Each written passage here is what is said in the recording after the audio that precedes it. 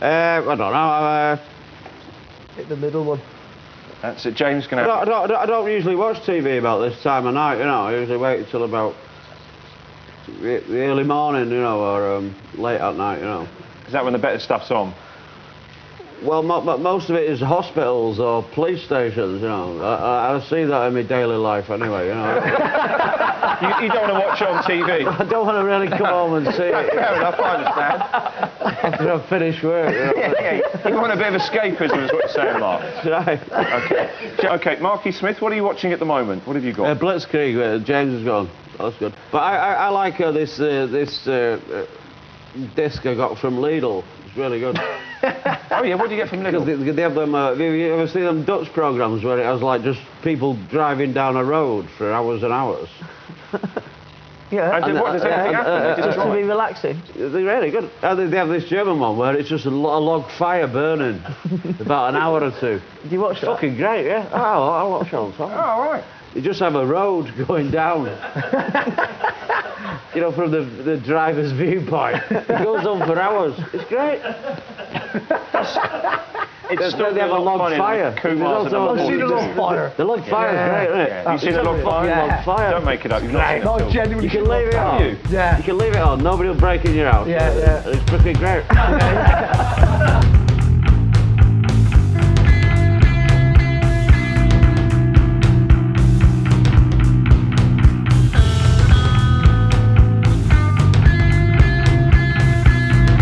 Yeah, we are the fallen, we are the best.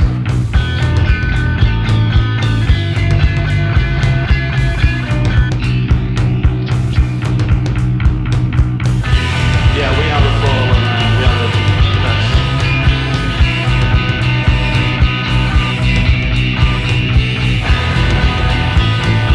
Yeah, we are the fallen, we are the best.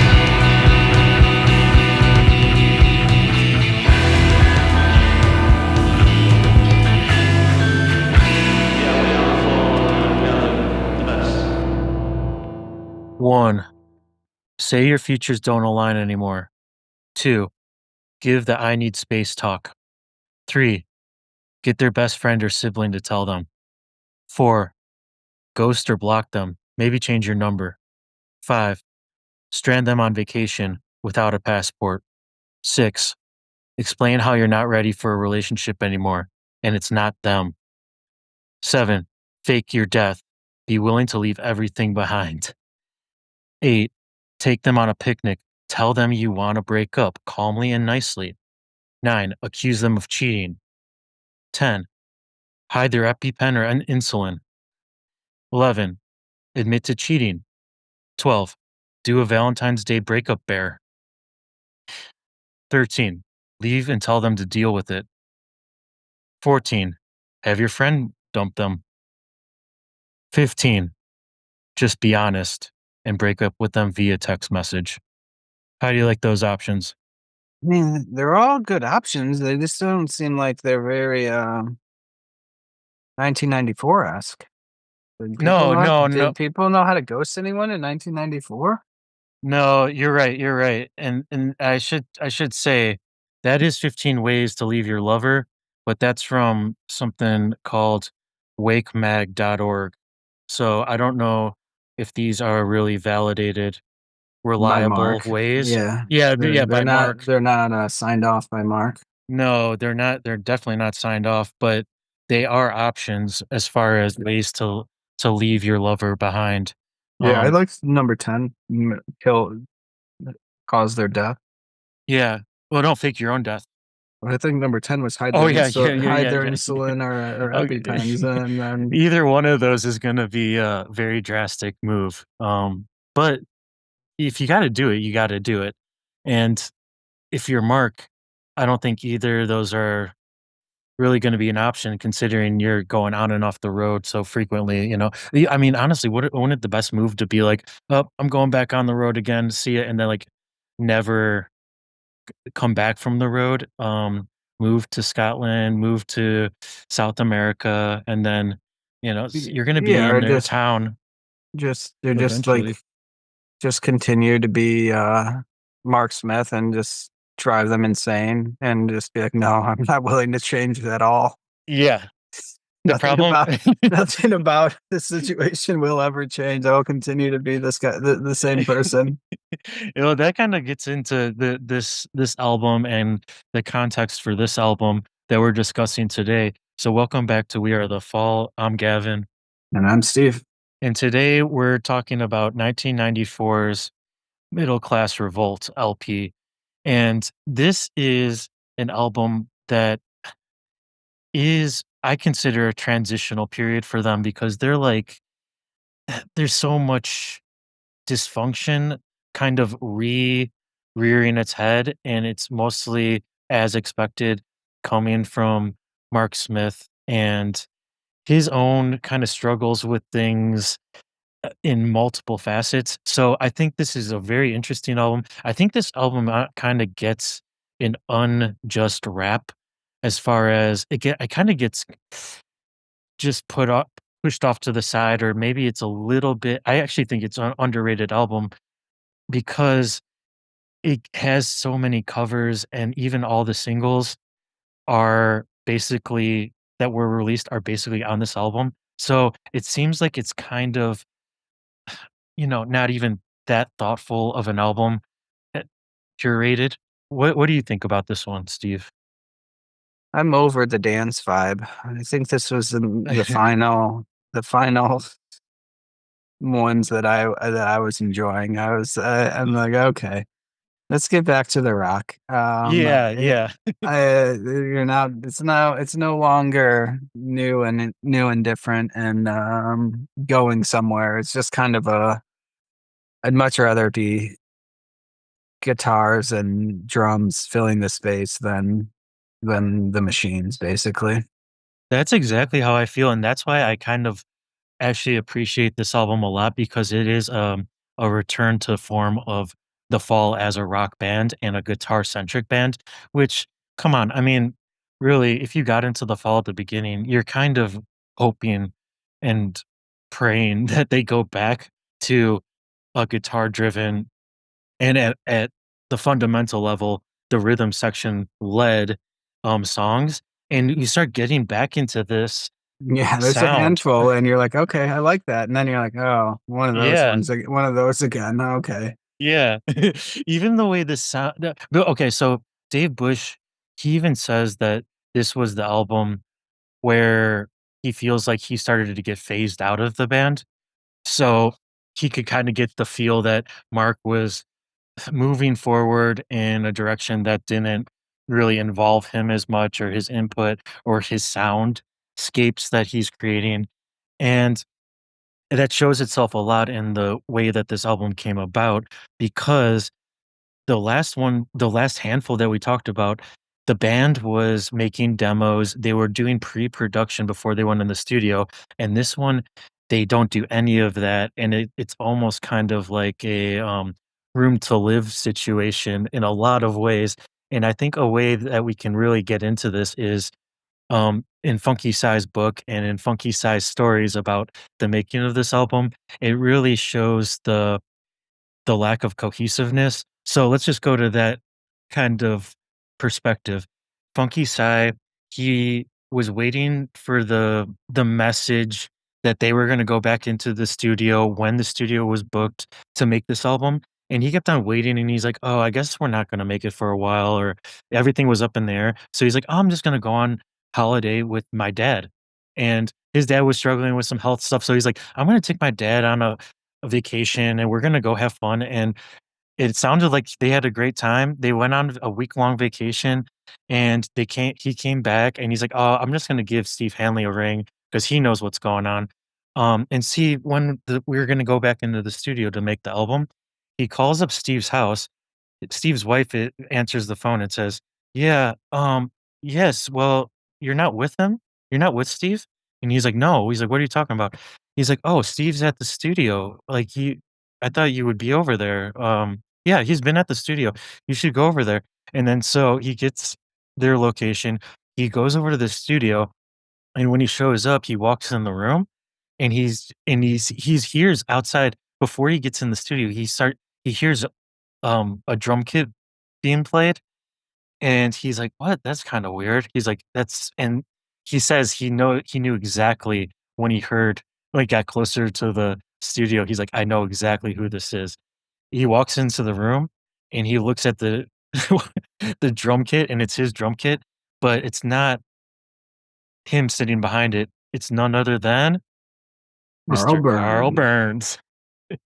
And Mr. Carl Burns is sitting behind the drum kit, and he looks as startled as anyone that Funky Size showed up, and almost like it seems like a caught in the act, right? He got caught in the act of doing some Yeah. like a little kid, like he just got caught doing something he knows he probably shouldn't have been doing, and basically he was like, "What the fuck is going on here? What is going? This is not the way that we do things." Basically, yeah, like behind Yeah. each other's back. Well, I had just read a part in Steve Hanley's book that was basically talking about when Carl disappeared, and Brix was just losing her shit and was done with him, and so they call up like 3 or 4 different drummers, and they're like, "Hey, everyone get to town. We got a gig, and we need a drummer." Yeah, They convince Paul Hanley to come down, and so he's yeah. playing, and Mark is schmoozing him to try to get him to join, and Cy is the driver for them at this point in time. So they're Yeah. like, "Oh, Cy can play too." And then Carl shows up, but too late. Paul's already behind the kit, and he's got the Yeah. gig for the next week or so. I mean, it's so interesting the way that the personnel, it's almost like a fluid organism, right? Like people coming in and out, and even we're about to be on the cusp of Bricks coming back for to come back into the band too. So this is kind of it, like we said, it's a transitional album, but it's a transition kind of back into an actual previous version of The Fall in some ways, even though it sounds different. You just have to think about it, and we've had so many discussions about this thing of they just came out with the infotainment scan. It's the one of the top it is the best-selling album they've ever had, and what do you do at that point? You don't just, like, double down and keep going forward with, like, what is being working and popular, but what do? You know, fuck it Switch all it up. up. Yeah, Fuck fuck, it up. not Yeah. even, not Yeah. necessarily in any purposeful way either, which is No, like you're not like, oh, okay, no, now we're gonna go in this direction because this is where we're at. no. It's just a complete fucking Yeah. So throw the grenade in the room and walk out, and we'll see what we'll see what's there when we come back. no, what it's kind of like? It's kind of like a dice man move, right? He rolled the die. It came up. Oh, looks like I gotta get Carl back in here, and looks like I gotta use less machines. I gotta kind of get Dave Bush to the background, and then I gotta change it up so much. It's such a weird move, but then it kind of makes sense too, because they're getting the album sales. And Mark is probably like, "Oh, why are we getting the album sales?" He had to have thought to himself, like, critically, "This kind of new fall sound is kind of what people are digging. What am I gonna do? I'm gonna" maybe Dave Bush was getting a little bit more of the reins than Mark liked as far as the Yeah, sound. which is a tough. Well, they're all contributing to the music, Yes. but like Dave has such a different contribution. It's I feel like it's so individual, like where he's Singular, making yeah. all yeah, he's making all this noise, you know? It's not just, oh, this is the line I'm gonna play. Here it is. And Mhm. everyone can, nod along and say, yeah, great, sounds good. I can play along with that. I mean, Dave is Yeah. basically taking everyone's work and being like, okay, I'm gonna add the cherry on top. And that probably Mhm. doesn't resonate with Mark if he's devoted and into the album that's coming out, right? I feel Yep. like he may have joined the band almost as a way for Mark to step back and sit back and let someone else like make a lot of the noise. Like not like he's not going to contribute the lyrics and do most of the work and take all the spotlight, but oh, you want to just drive this a little bit for me? Mhm. That's great. I don't drive anyways, so like Mhm. yeah, you can add your flavor to it. Yeah, even Dave Bush has said at points where like he would be out like having a good time on the weekend, be at the pub or whatever, and Mark would call him up and say, "I need a remix of this song tomorrow. I got to put the lyrics down or something along those lines." And it was just like, and Dave's like, "Oh, okay, okay, I guess I can do that." So then he didn't even have enough time to like think about it, make something that was really going to work well. It was just like he had to get something Do that it. was Yeah. ready. That was Typical. ready to go. Typical fall form. Do it now. Yeah, Do it yeah, now. That. Yep. First take is the best take. No yeah, worries about it. yeah, and that was a lot of the strategy for a lot of these songs. It seemed like even the title track, Middle Class Revolt, multiple band members were basically saying, "Mark, we need a minute to like figure this out and like think about the structure of it and the arrangement." And he's like, "No, no, no, no." He's like, "No, we're just doing it. Get ready. Here we go. One, two, three, four, counting them in, and then just off to the races." So even the band was kind of like, "We're not doing our best work because Mark thinks that we're getting kind of like a cutting edge production thing." Mark was just changing it up, and I don't blame him because we know he can only do a similar type of thing so many times before it's no longer interesting and intriguing to him. So, and Funky Sai liked and was very, very, very good at playing along with the click track or the computerized sequencers that Dave Bush was setting up. And how do you kind of disrupt that?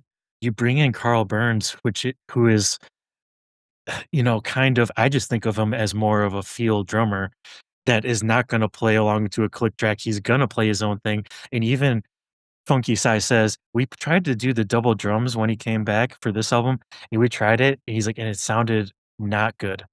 He's like, "It was not working. It's not like it was like Paul Hanley and him or doing it. It just didn't work. It just didn't work." And so what did Carl do? "I'm gonna play percussion." But then eventually it just like the percussion section, all the instruments and the weird like, electronic drums that he got kind of morphed into as they went on tour and stuff, it morphed into another drum kit.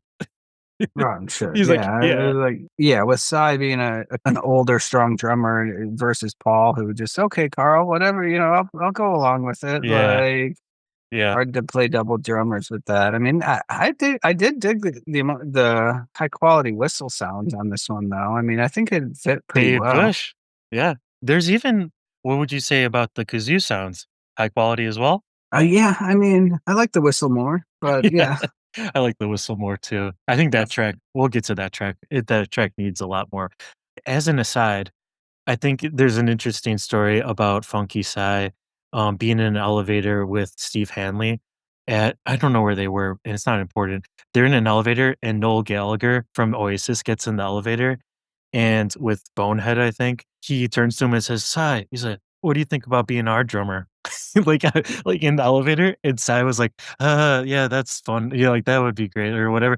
And it just like kind of brushes it off. But then in the back of his mind, he's like, "Man, did I just pass up my opportunity to be in like one of the biggest bands right Yeah, now?" right now in And just jump 1990 on it. Oasis, Yeah. 1994, yeah. And he said, "I would have fucking if I knew it was like a legit thing, I would have done it." He's like, "But then Noel never said it to me again." And I was like, "Dang, that's something." But that kind of is the story of Funky Sai's career. He could have been in the Smiths, he could have been or Stone Roses. There's so many instances of it that it just is fitting. He was Yeah, kinda just just he's the just too miss laid back. He's not a the miss businessman. no, the missed opportunity guy, right? Like, Mhm, mhm. if he would have just brushed his teeth after he brushed his hair, everything would have been way better for him. Yeah, Like, yeah, just the smallest thing up. Oh, yep, you turned around and you forgot your keys, so you had to go back in your room. Oh, the yeah, bus went past, and there it goes. There goes yep. your opportunity for fame and fortune. Totally, in a different dimension, in an alternate reality, Exactly, yeah. Funky Sai is, like, the top drummer in the history of rock and roll. Ringo, Charlie Watts, Funky Sai. Yeah. Let's get into this album a little bit. Ringo. Ringo's number 1 drummer on your list in the world. Number 1 drummer is I mean, Ringo. I was trying to give some other people some props. Drummers they might know. I feel like we are always talking about Mo Tucker, and we just gotta give Mo Tucker a break, you know? No, I love Ringo. I love a good Ringo. Peace and love. This track list, we got a lot of tracks. Maybe the most tracks on a fall LP. We got 14 tracks here. 3 covers. Okay. 3 covers, and like we said, a lot of the singles that are either exactly the same or rehashed by just giving them a new name and kind of slightly altering them. It just shows they were just trying to work quick. They were trying to get it done. What else are you gonna do? Try something different, get the album out. The songs that are new, the songs that are fresh are my favorite. They're interesting. I think this album could have been a super solid album that might have been one of the top of this era, mid 90s, early 90s included, but some of the stuff is undercooked. It's underthought just from the circumstances, and that's what misses out, and that's what misses out on making it super solid. How much also do you think about Mark's his drug and alcohol consumption at the time highly impacting his working functioning and relationships? Because it's apparent to me. Yeah, I mean, I think it's a constant ebb and flow for him, right? I mean, Yeah. it's over a year from release dates, so you'd think they could have Right. spent some time, but are they sitting? You got to assume they're probably just fucking flying high off this Yeah. infotainment scan money flowing in and this new cog sinister money, the new cog sinister money flowing in, like, Yeah. and they're just okay. Maybe we don't have to work as hard as we used to. Maybe we can just coast for a minute, and then all of a sudden it's crunch time, and it's been a year. Not that many people are buying this year-old album anymore. It's time to get back to the kitchen. Totally. It seems almost like it was like a happenstance. Then they were like, we we do need an album soon. It has been this long, like all like in a drunken daze, like time has passed by Mark because he's the decision maker, and he's like, "Oh, we do have to make an album. Let's just get in there and do it." Almost like a filler album, almost like a bridge album to something that he might be more interested in. Like the next one's Cerebral Caustic, which I'm really, really looking forward to getting into. But this one, I think Mark was just having some problems with his ingesting of the substances. And you hear some of the slurring on some of these tracks. I like some of the melancholy singing on some of these tracks that fits really well. Even I think it shows itself, like, where people, even in the band and working with the band, were like, "I don't wanna be around this dude. I can't Yeah. really hang out with him." He brought his friends on the US tour, and this might have been some of it too. They were getting United States recognition because they're on Matador now, and they're going on a US tour, so they're kinda trying to knock that out. He brings his friends on as roadies, and at one point, he puts a line of tape down the middle of the tour bus, and he tells the roadies, his friends, that they can't cross that line, and what the other side of the line is only band only. And so the roadies are like, "Oh, yeah, but what the bathroom is on your side." And he's like, "Well, that you're fucking out of luck, mate. Like, you're too bad for you." And they're like, "What the fuck?" They're like, "Fuck this." They all just leave. They fly back. They go back home, and then the fall is left to transport and lug in and out all his gear, which includes all of Dave computers, machines, and shit like that. And so that makes the band pissed off. So the whole dynamic was just like everyone's pissed off.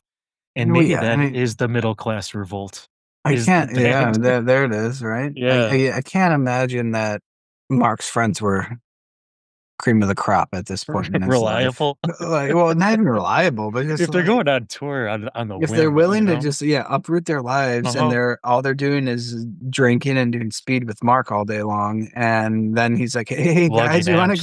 you want to go to America with me for 3 months? Like, Yeah. Pick yeah, me up tomorrow. yeah, Pick meet me us at up. the airport. We'll be at the airport. Just get there. The Yeah. van will be ready for you to unload. Yeah, So there's so he much of lost that. he lost his way with only hiring people that desperately want to be in the band. How unfortunate, you know? That's a good gig too. It even seemed like on the US tour, the band was like some of the gigs were great. The rooms were filled. Of course, like New York City, Chicago, or all the big cities. The fall fans are coming out in full force. The shows are good. Everyone's happy. The band's happy. People are getting paid. But then they said we went to some they went to some shows and they were just like they were surprised that only like a couple like the venue was half full. And so as much as they thought they were on top of the world as far as being on an upward trajectory, when you see that and you just had your best selling album, you're kind of like, what is going on here? But America's just a different place too, right? Like where Yeah. you can't, I don't know, you can't expect every venue to be full. I mean, I guess it depends on the No. city, but and how many nights you're playing. No, 19, but we're talking 19. The Fall are definitely still well regarded for sure, but maybe some of that new MTV energy grunge is overtaking it. And like this is kind of like around the time I think where Kurt Cobain and Nirvana, I might be getting off the years a little bit, but Kurt Cobain was like definitely throwing the Falls name around as an influence and definitely even asking them to open for them. And Mark's like, I'm not fucking opening for that or whatever. Mark not even getting the opportunity because he's not even listening to them. So there are a lot of bad decisions being made business wise. I just feel like are happening here. But that being said, let's get into the music because the music still has a lot to give. And let's get Yeah, into the first track. yeah. I mean, Kurt Cobain, I think, died in this year, 94. Yeah. Um, Hopefully you got to hear this album. Hopefully, the Machines. Or like what was her name? Miriam. What's the actress's name that said she was I wish Kurt Cobain could experience GPS. she was upset that Kurt Cobain could not experience GPS Oh on the gosh, phone. what was her name? Yeah. That was weird. That was very bizarre. And but I'm with her. You know, if he would have seen GPS on a phone, satellite or whatever Helen she's Mirren. talking about. Helen Mirren, okay. Yeah. If anyone's interested in that, go look that up. But otherwise, let's get into the fucking music. Let's get into 15 Ways by The Fall off of Middle Class Revolt from 1994.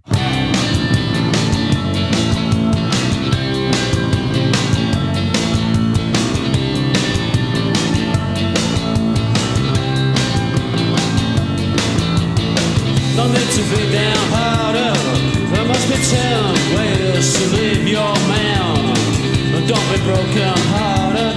There are many ways to live your man. Live your man. Live your man.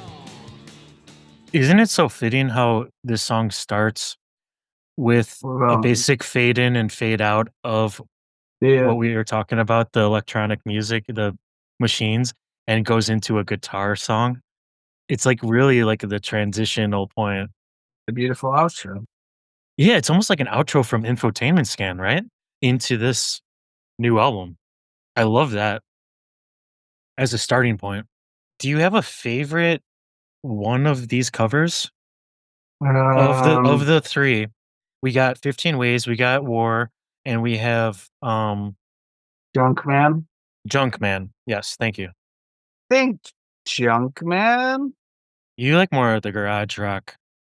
You like more of the heavy hitter. Yeah. If you're gonna Yeah. cover something, cover it. I like all of the covers because they all tried musically to be different from the original, which is something we are always looking for the fall to do with cover songs. I don't think this is a bad way to lead off an album, but I want a fall original to lead off an album, of course. And not getting that, like, why couldn't they fade into the reckoning? Like that, I mean, that's a nice subtle way to start an album. It's a cool and interesting vignette of a person too. I just think that this isn't it's kind of like too easy and I don't know. It just doesn't work for me. Even though the cover is, it's good. I think Funky Sai even said, "We had a bunch of covers on that album and people didn't even know what the originals were." He's like, "What?" He's like, "What are we doing? We couldn't even do covers of that people would know that would people would be like, "Oh, I know that song. I'm gonna tell my friend to listen to that cover of that song." Yeah, exactly. I mean, what? Which I don't know. Is either side of the coin on that, where you're kind of like, do you just want to cover a popular song and kind of change it? Mhm. Yeah. And around the same time, Mark did a guest appearance with Imperial Carpets, another band, and he got I think it was like one of the best singles of the year, the track he appeared on, and the fall was like, "Mark, why are you doing this, like, hyper poppy, catchy music with this other band and not with us? Why aren't you letting us do this?" Yeah, no, Yeah. I can 100% see that where it's like, why do you make us be so Why are you saving the goods? Why are you saving the goods for another band? Bring them to us. Bring us the juice. Bring us the mojo and deliver it like that. Let's get past 15 ways. Let's get right into the reckoning because I think this is where we start to be like, man, we got a good album on our hands here by the fall. Let's listen to the reckoning.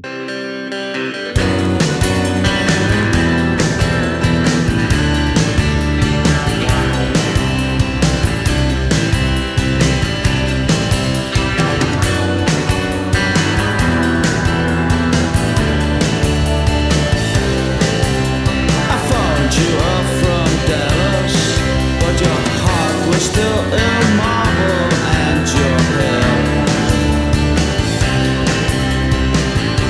was reckoning.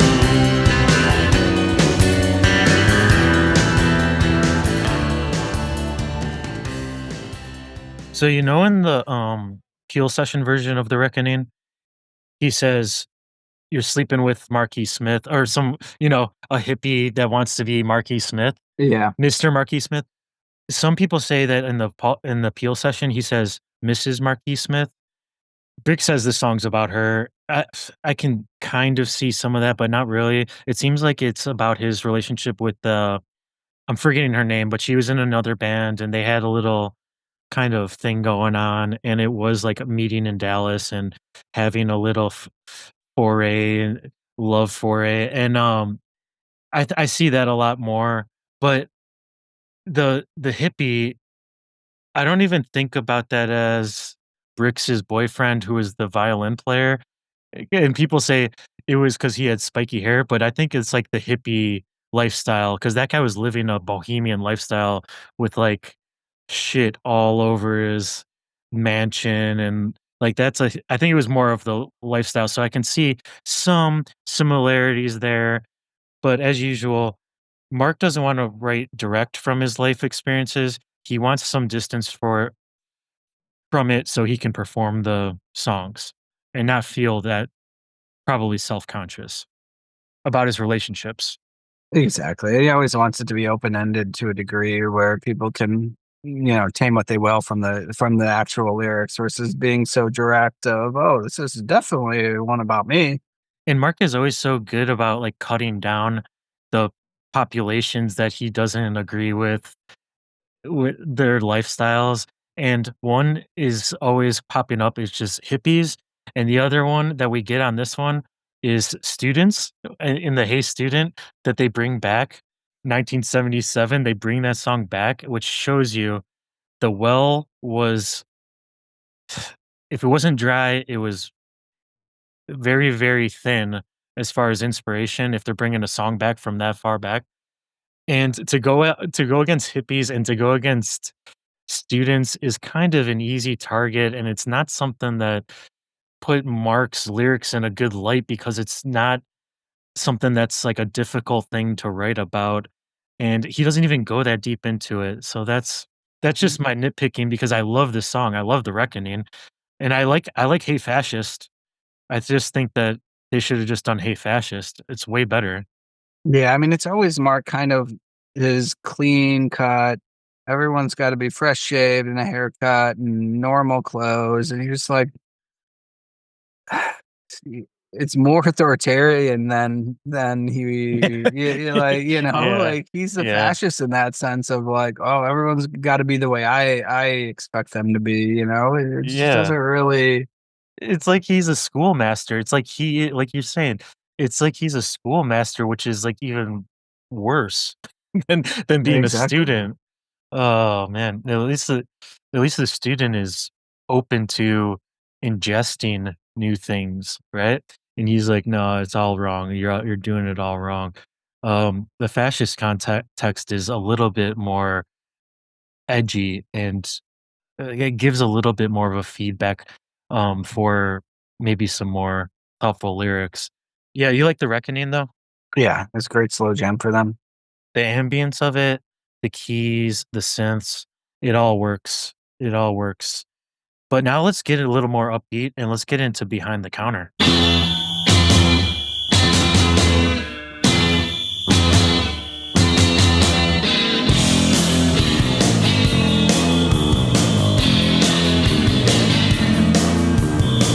That was hitting on me,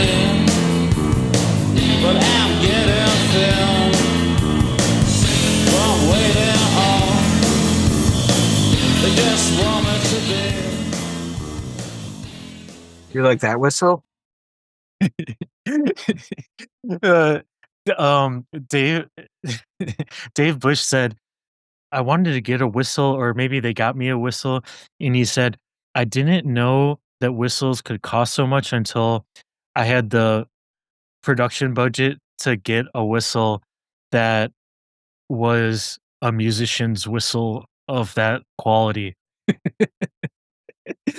But then after they started going like forward with this song and like playing it live, Mark was like, enough with the fucking whistle. Yeah. Oh yeah. Turn the bloody fucking Space Invader whistle off. And he's just now Mark's a gym teacher. Yeah. Now Mark's the gym teacher. Oh man, get in line. Line up, lads. Climb the rope. Carry the instruments in and out. Get those amps up on the stage. Oh yeah, I forgot we have to do that now. I like the shimmery chorusy guitar by Craig. Very missing on some of the previous albums of this era, where you get some just very beautifully strummed out hanging chords. I never get upset about that. Isn't it funny too how when the Fall, I will give it to the Fall, when they introduce something like a whistle or a kazoo, they do not hold back. Oh no, it's in there It's or all it's out over. of there. Yeah, oh yeah. Yeah, it's in. Well, it's in. It is in. Man, it's not like, oh, just play during the chorus. Oh, just play it during the verse. It's like just fucking go off through the whole track. They don't even mute it on some parts. They're just like, oh, let's just keep going. Now the production on this album is also seems rushed too because the mix of it it's kind of muddy. It's all together and in not like the most ideal way where the band is kind of smushed together and you're not really getting the full dynamic range of the band. Yeah, They what do we have? do Rex Sargent on it? Rex Sargent, yeah. And I don't really even blame Rex Sargent. Um, he got the job done of getting it recorded, but I think they just didn't have enough time to, flesh it out to make everything sound really Yeah, or the time to spend Nice. in the studio doing, redoing things, or Re- Mhm. the desire to even do it, or spend more time with each other. Yes. Yes. Now let's just cruise down the highway a little bit. And we have heard this song before if you listen to the Peel session, but now we're going to be down M5 number one. We just change it up a little bit with the title, as apparently that makes it a unique song by just changing up the numbers. Let's get into M5 number one.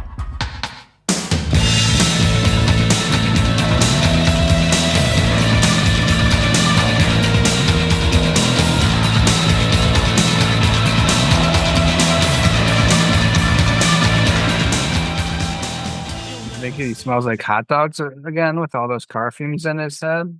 Man, see, that's something that would be adding a lot to this. A lot. Yeah, I was gonna say, and we went through it behind the counter as well already, and I don't know if it was the Peel session or the single Oh we yeah, did, but yeah. We're moving. The the behind the counter. yeah, I mean, I think we We went like the through story.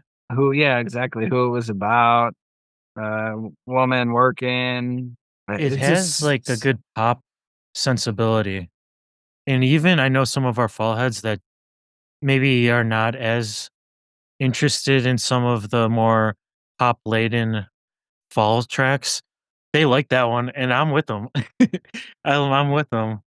It's got just a slightly different musical sense that makes it different than every other thing you would hear on the radio, but it could still be played on the radio and be accessed by a wider population than just the fall army.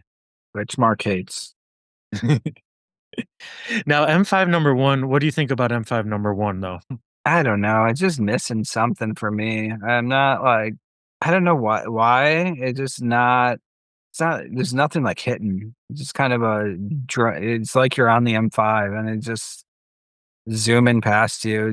The drone of the cars outside, the trucks passing, the songs on the radio, you're not even really Mhm. recognizing it that it's playing. I think the most interesting part about it is the drony synth chords, and it just needs something else to it. I like that there's guitar on here, but I don't think the guitar is adding anything to the melody. It's kind of all kind of a drone together, which is kind of cool. As a song, it just doesn't have it doesn't have any kind of fire to it. It doesn't have any, No, yeah, that's a it's just there. It's just kind of like it's yeah, not bad in any way, but I'm not no. if you're not actively listening, you're not gonna hear it. In the late 60s, my daddy said to me, "You'll never see trams and clogs again." um, yeah, there's some Mark's observations of clothing. The devil makes work for idle hands. I think we got into a lot of this content on the Peel session. Basically, should be experienced that way in a live context because I think this is really what this type of song calls for is a live context where you're experiencing it live and getting some of the energy that I think is not in the album version. The band is not really trying to add that to it. Yeah, and then maybe that's it. Maybe I'm just you like you listened to the Peel session, we dug it, we went into it, and now this is the final product, and you're like, Yeah. I don't think you made it better. No, I don't think so. I don't think so either. I think there's some great lyrics in there, but even the lyrics I feel like are obscured by the amount of layers on it that are obscuring it and Yeah, just making it's a blur. It's just like a exactly. I complete mean, blur. but he is delivering them well. Mhm, It's not like it's a shitty mhm. fucked up Mark where it just all mumbles and unclear what's going on. I mean, it he delivers them well. His part is not bad, but the rest of it is yeah, the synth blur. Mhm. Which And it's it's yeah. cool if it was like thought out and they're like, oh, what does it feel like to be driving down the highway in a car? But I just don't feel like they had that much insight into it. Yeah. And there's a lot of the themes on these tracks on this album that have to do with some sort of anxiety and apprehension about, being idle, being in country, being in the country, and countryside. And I think that it would be really beneficial if they were like rocking the fuck out of this song and making it seem like, you know, like there was a purpose. There was like a musical purpose, emotionally. and and I think that is some of the things that the band members were saying at this point, where it was like, even I think Dave Bush was said, or the band at this point was kind of like tired, and you can kind of hear that. We obviously have talked about Mark being kind of tired in his vocal delivery on some of these albums, at least what we perceive to be that. The band themselves, Steve Hanley, even even Craig, maybe mostly just Steve and Craig from being in it so long. They're kind of like, oh man, let's knock this out. Let's move forward. It's kind of like a clock in, clock out situation for some of these tracks that they've been playing on the road. And let's just get them down and be done. Let's get a good take that we feel good about, but that it might not communicate as well to the audience. You got to assume if Mark's partaking too much in the extracurriculars, that everyone else is probably just joining suit, right? Like, oh, Oh well, yeah. Oh yeah. this will make him more tolerable. Like, Mhm. or oh, he didn't show up again. I guess we'll go to the pub and wait to see when he shows up. Like, That's gotta be so much of it. That's gotta be so much of it when the band, they set up the instruments, they do a sound check, and then they go to the pub, and then they come back, and that worked for so many years, but then at a certain point, when you get older, you come back and you're like, "Okay, now I'm not really in the mood to do this, but let's just do this, and let's get it onto tape and get it so that we're happy, but we're not really thinking about the extra little details. Like, all the details are missed on some of these things, which are good songs that could have been slightly elevated to a point where you're like, "Man, I wanna re-listen to that again," and some of these, I'm just like, "I don't know if I need to re-listen to that," and it's a it's unfortunate when you're like, "I don't need know if I never wanna skip ahead on an album, I wanna let it play, I wanna let it roll," but some of the things you're just like, "Man, there's not anything here for me." yeah, Emotionally. or it's playing and you're out of it, even when you're trying to be in it, and you're just like, That's the okay, worst feeling. yeah, you're like, okay, what are we, where are we at here? And you're just like, I don't know, it's just a drone synth. When you feel like you as a listener are working harder than the band, or you feel like you're investing more than the band is investing, that's almost like the worst feeling, and that's almost like how bands lose their listeners and their audience, which may or may not have happened to Fall Heads throughout, the whole oeuvre of albums. And it's likely to have happened because they were so, you know, willing to try different things. But in this context, it just it just gets sad when it gets to that point where you're like, maybe there is something, and then you're not finding it. Um, and there's faults on both ends. It's like it's not on the band, it's not on the listener, but there's the connection is lost. At least from our Y- listening experience.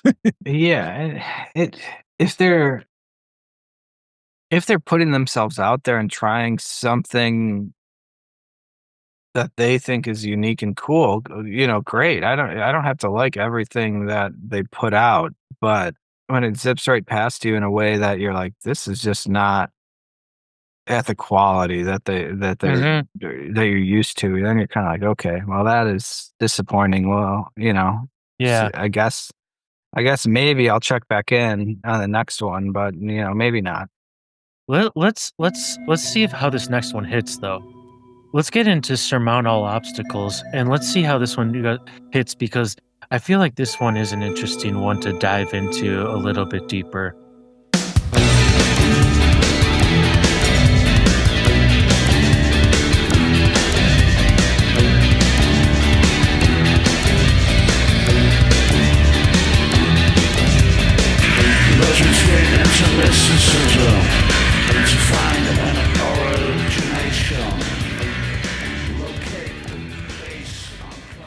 The way it starts is unlike any fall track I've heard. Yeah, the vocal effects The are ambient keyboard chimes synth, and then it drops into it, and then, like you said, the vocal effect, it's cool. I want them to experiment like this. Does it remind you of anything, Mark's vocal affected delivery? it's got like a Space Invaders robot sort of feeling for me. Yeah. It's almost like some sort of cyborg, Yeah, Marky exactly. Smith cyborg, which I love. I love to picture that. I hope it doesn't happen. I hope no one, like, repurposes with the creation of AI technology, repurposes any sort of or tries to recreate any sort of Marky Smith thing that's supposed to be him, because but if they do, let's make it sound like this, 'cause they dropped his voice in, like, a little bit of an octave. It's deeper. There's a lot of this overlapping of vocals. So, the production is creative in that way, and when it happens, and it surprises you, and it happens in a very ear-catching way. There's weird sound effects on this one. Oh yeah. I mean, yeah. Again, like this is an experiment and something new and unique, and okay, it piques my interest enough to focus. What do you get from, the lyrics? I like Heinz is guilty, like the Heinz products. Like, if I'm thinking about it from, like, a future point of view, to be like, "Oh, man, the Heinz company fucking up on trial, poisoning the masses." Yeah, but then they start speaking German, and it's got to be some other German guy, Heinz. Yeah, it's true, it's true. I was listening to a podcast with Jarvis Cocker, and it was, like, his 57th birthday, and you know how it's Heinz 57 variety or 57 varieties of Oh Heinz yeah, things, and he's like, "It would be really great if I had a 57th birthday where all of the food products were just the 57 Heinz food things," and he started looking up all the other things besides the ketchup, that he could get. He's like, "Oh, there's, like, ketchup, there's beans," right? And he started looking at the other things, and he's like, "If I have this at my party," he's like, "everyone is gonna be completely sick. Like, they're gonna get they're gonna get deadly sick, mayonnaise, like, yeah, like, what are you gonna really be ingesting that's gonna be" oh, man. satisfying too. Yeah, especially if you mix it with it doesn't sound like any of the Heinz products are good for mixing with alcohol or, Yeah, no, booze you gotta be a lot of gassy people eating beans and sugar. and mayonnaise. Oh, man. Oh, but let's read some of these let's read some of these lyrics. Let's see what he's getting into here. He says, "Look, I let the shot go by accident. I'm a black belt. His face is full of XXX cruelty, guilt, blue eyed, a caring, sharing man, embarrass them into extinction. Must he retreat into mysticism or locate the base and climb? Surmount all obstacles, progress." See, I like that. And then hours and hours passing by. What an interesting article. Das Judy und das Judy. Are the cobwebs on your kitchen cuticles? Heinz is guilty on the borders of your imagination. Like, this is cool, kind of far out sci-fi stuff. At least the way I take it. It fits the sound. It fits the machine music. It fits the dynamic that they're getting into in that regard. And is it almost 4 minutes? Yes. Does it need to be 4 minutes? I don't think so. Yeah, no, but yeah, And are the lyrics going anywhere or telling a story? I don't know. Not particularly, but with the effects, it makes it sound like a cool sci-fi Yeah, thing is happening. Some yeah. they're trying something. XX cruelty guilt.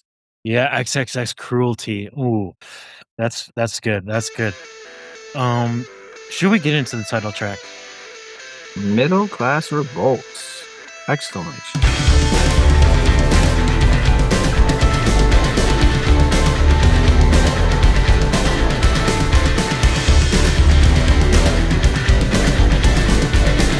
Everything you see, you want God's clothes. The way they mix his vocals on this one is good. They kind of round off Mark's vocals, so it sits in there, and he's kind of close to the microphone. Is this middle class eating pigeons? Exhumes the cooked pigeon, his words indignant, because it was cooked wrong. Middle class revolt. Yeah, well, I mean that's why pigeons were brought over to America was as for a food. Delicacy. And now they eat all of our leftover food at the train station on the L train, just picking up any sort of Cheetos, any sort of thing, cigarette Right, butts. a chip right out of your hand. Yep. They literally don't care about human beings because they're so acclimated to human presence. I mean, I love pigeons. I think they're, they're supposed to. I don't know if they're supposed to be that fat. Yeah. I don't know if they're supposed to be that malnourished in a bad sense, eating garbage. But I like the synths on this one.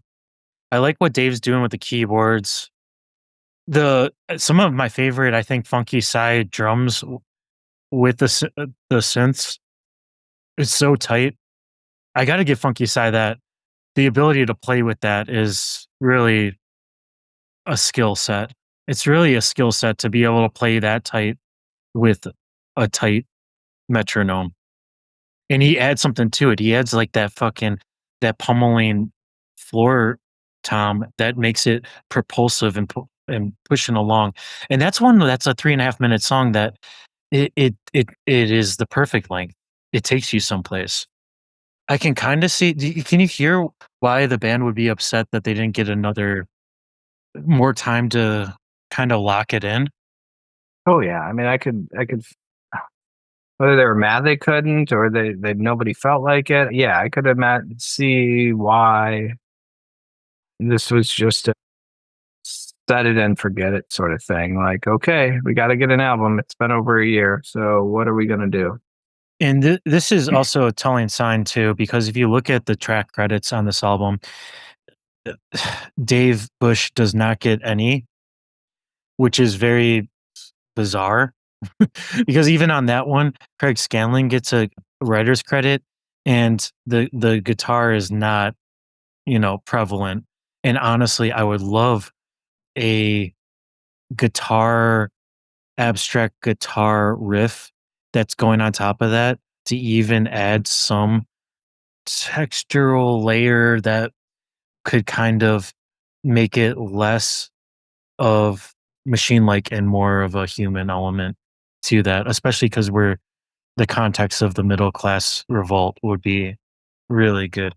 Maybe something more dark, because it has a dark feel to it. It may be something that was a guitar that's very dissonant. That would be excellent.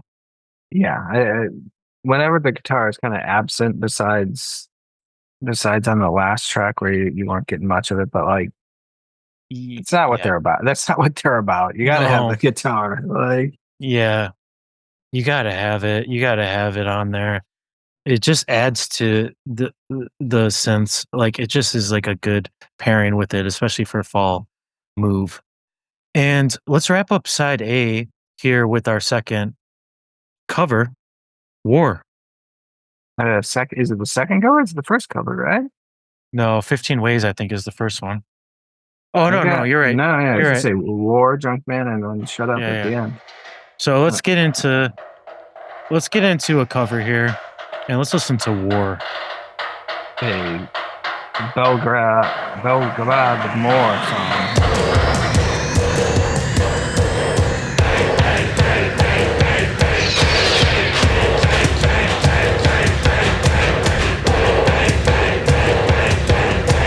Tell of the birth, tell her what a pin on earth. Musicians with gongs permeate the autobahn. The guitar on this one is really what does it for me. That upward and downward guitar riff by Craig. It almost is like they like almost grabbed it from the Mummies. And like even though this isn't the Mummies cover, this might be like something that they were like, "Oh, this is very fitting." And this is very apropos to this song. But it has kind of a garage rock type of feel to it. And the thing that really sets it off is that background gang vocal of the band chanting. So the original by Henry Cow is far out. It's like jazz, it's like prog, it's like I'm not really familiar with Henry Cow until I listened to the the Falls version of the song and then I listened to it. There's a piano in the original version that I kind of wish they tried to do something in that line. Like have Dave Bush do that. Man, it's so staccatoed and syncopated. It's cool, but then the Falls version is popping off at a really kind of driving pace. So it doesn't have any of that, Yeah, which none of is the great. odd jazz Yeah. experimental. I'm not that theirs isn't out there, but But once again, it's cool and I'm not mad at the Falls version of going so drastically different because up until this point, we've been so used to the Fall just taking straight like taking no liberties and just trying to cover the song. It almost sounds like Mark just put the Henry Cow or lyrics or some of them into this Fall song that was it almost seems like it pre-existed by the band, and then he just put that on there, and it was like, "Oh, yeah, I used most of their words, so let's just give them the writer's credit." And that kinda goes back to Funky Side being like, what are we covering? Mark, what are we covering again?" Yeah. Yeah, we're covering Henry Cow, Slap Happy. What's the problem, mate? What's the problem? yeah. Which I feel like in the past they would have just tried to steal it. Yeah, for sure. But and then also, maybe how about this? How about Mark brought them this song and was like, "Guys, we're gonna cover this song," and he played them that Henry Cow version of the song, and the band was just sitting there like like blank stares and just 100-yard stares and while they're listening to it, and then it ends, and then they look at Mark and say, "How exactly are we supposed to do this?" Yeah, exactly. What instruments are we going to use that right now that can make those sounds? I'm glad they didn't fill it up with kazoo and whistle jabs. That's always a oh man. It would have been so much worse if Mark was, like, playing that song on kazoo and be like, "It goes like this." yeah, exactly. We want Oh, all the man. high notes on the whistle, shrill whistle, more. Trill, trill, trill, trill.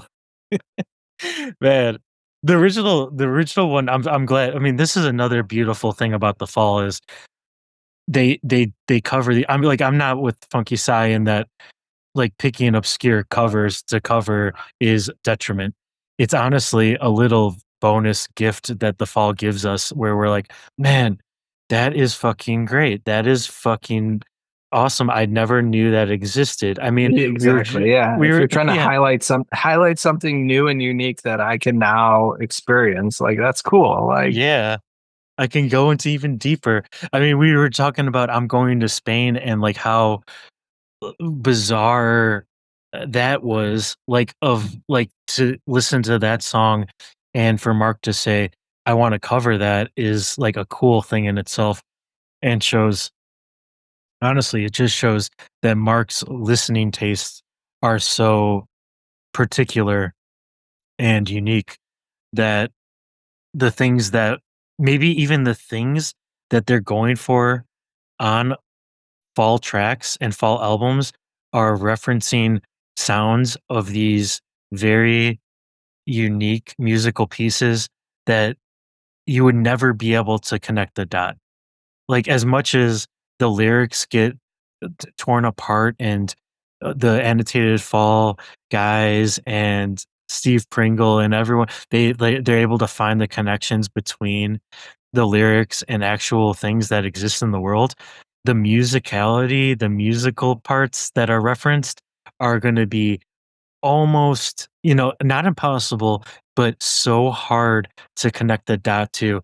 Man, he was really trying to go for that. Even like some of the Can stuff, you're like, Mark obviously loved Can, but how are you going to say any song that the Fall made? Yeah. It was It's like a Can, Can adjacent. homage. Yeah. No. No. If you didn't actually say Demo Suzuki's name, you Yeah. not at No, all. yeah. Your Spotify algorithm is not playing a Can song and then picking the Fall to follow. No. Unless you're very, very streamlined listener experience. And like maybe like I could also see Mark despising the fact that like Victoria is like one of their most Yeah. played songs. Like, oh, what the fuck? Oh. Like that's not my Mhm. like that's not my song. Like I don't want to be Mhm. known for that bullshit. Like I'll do it, but it's not going to be the number one hit of the fall. Yep. Fucking cover song. So I'm going obscure every single time. Like the minute, yeah, it all fits together. Like the pattern is there. The success of one thing makes him completely turned off by it, and of course, I'm going to assume he still loved the Kinks and he still loved that song, but he was like, nope, no more of that. Yeah, no, You guys got I'm your not fill. tying You us. guys I'm got not your tying fill. us together. I'm not giving you any more wind in your sails. Like, Nope. yeah, I don't see you covering my song. So Nope. And if you guys like the fall covers and you got your favorite fall cover, I want you guys to let us know. Let us know what your favorite fall cover is, because we have a little treat plan scheduled coming up where we're going to dive into some of those. So, Steve, as we're flipping this record over to the B side, let's take a look at this album art.